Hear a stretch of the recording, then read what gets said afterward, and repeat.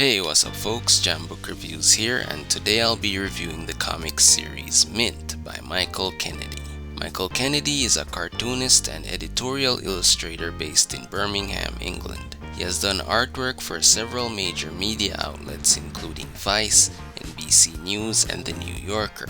He's probably best known for his work for Medium.com on the column Only Black Guy in the Office, which won a Digital Illustration Award from the SPD.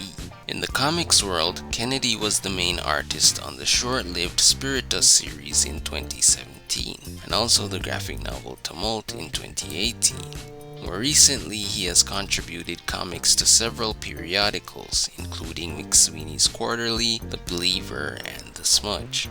MiNT is his self-published ongoing series. It is sort of a one-man anthology, as each issue collects several comics he produced over several months. Let's take a quick look at issue 1 so you can see what I'm talking about.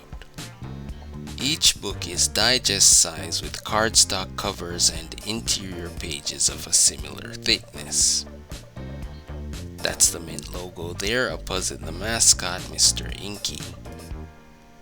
Kennedy experiments with different art styles and layouts for each comic in the book.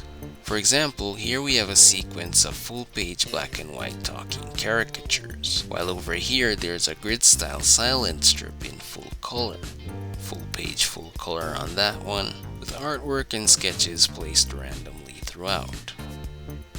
Now for the stories. As I mentioned earlier, MiNT is an anthology of Kennedy's work in different art styles and also different genres. So there are short strips that are science fiction, others that are slice of life, satirical comedy, so on and so forth. Notably, some of the strips have recurring characters like Mad Lad. He's basically a roadman spoof who mocks modern society and is possibly a stand-in for the author. Other strips are self-contained, like this one titled INKI Joggers. In it, we're introduced to the character Dance Man, who is a product reviewer marketing a pair of futuristic joggers. The problem is that the pants start to malfunction, yet still Dance Man continues to promote them. His legs grow to the point that he is stepping on entire city blocks, killing people.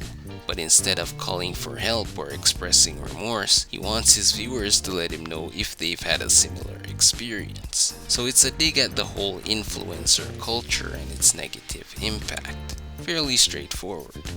Other strips are more open to interpretation, like these two for example. In the left strip, a woman has a large crab's body in her possession. She then attaches a man's head to it and presses a button that powers up the new hybrid. The crab man immediately takes a swipe at her with its claw, then scurries away. And in the last panel, the woman grabs a knife while staring in its direction. So this raises several questions. Was he always like that, or did she turn him into it? What is or was their relationship? And what, if anything, is the overall message of the strip? You can't change people? Possibly. The strip on the right is a bit different. It starts with a mammy caricature carrying some yarn. The cartoonist then breaks the fourth wall and erases the mammy image, leaving the yarn in place. The now invisible woman brings the yarn to a white father and son, and the remaining panels have them interacting with her in different parts of the house. So I think this could be a commentary on the use of caricatures in comics. Maybe it's saying the caricature makes the character a non-entity in the story, or possibly it's showing that the comic can still work without the caricature. Like I said, it's open to interpretation, but one of the subjects Kennedy seems to be aiming to explore in MiNT is the portrayal of black people in visual media, historically, at present, and in the future. Those were the strips I somewhat understood. Others went over my head, whether because of the strange dialogue or I'm just unaware of the references. I feel like that's one of the difficulties of MiNT, getting stories without context. It could benefit from a glossary or something like that.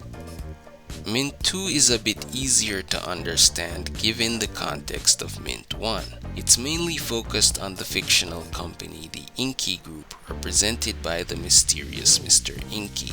The name pops up on many of the products in the comics, so at first I thought it was to MiNT what Acme Corp was to the Looney Tune franchise. However, in MiNT 2, INKI captures a girl named Yvonne and Mad Lad has to try and rescue her. So that raises the question, what is the purpose of the INKI group? And it also presents the possibility of a shared universe across the comics.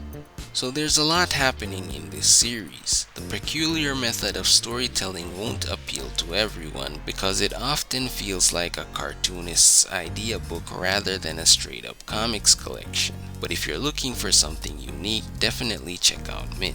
Thanks for watching. Until next time.